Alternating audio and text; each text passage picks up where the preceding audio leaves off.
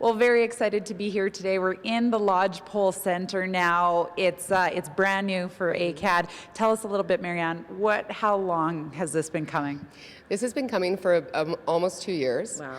And this actually originated, the whole idea for the supports for our Aboriginal Indigenous students and all of our alumni, and as well as the rest of the community, began with a conversation with 3 of our Indigenous alumni. Okay. And so our Dr. Doze, our president and CEO, had a long conversation about the supports that were needed. Okay. And this is what has transpired out of those conversations. Wow, amazing. Tell us, first of all, just a little bit about the space.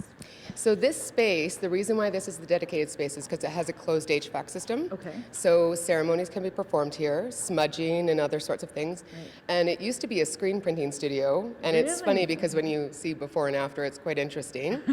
And we spent a lot of time in the last year speaking with an Elders Advisory Council of elders that represent different nations close to around Calgary. Really? Okay. And they were the ones that helped us decide what programming the space should have, how the space should be used by the students. And the biggest thing is that it's all inclusive, so all of our students can enjoy this space. Wow. When we talk about the Indigenous students on campus, what's the percentage like? So we have actually the highest percentage urban campus in Campus Alberta of all the 26 institutions.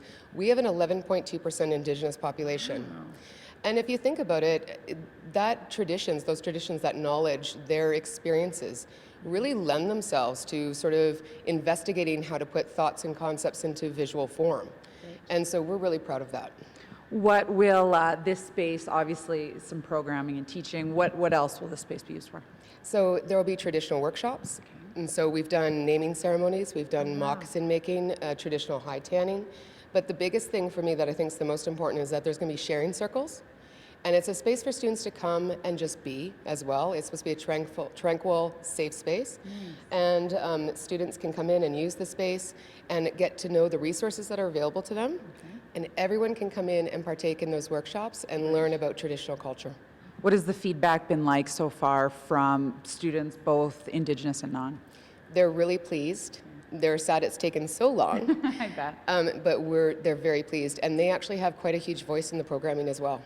Really? Explain that to us a little bit. So it was really through our Indigenous students. There's an Indigenous Aboriginal Student Club, and they were the ones that started FNMI movie nights and asked for particular workshops. So the moccasin making and naming ceremonies, traditional naming, actually came in from requests from them. Oh, wow. And so we've actually even partnered with other community organizations, the Aboriginal Friendship Center of Calgary, to do a lot of that programming both here and in their space, and all of their communities are welcomed here as well. Wow.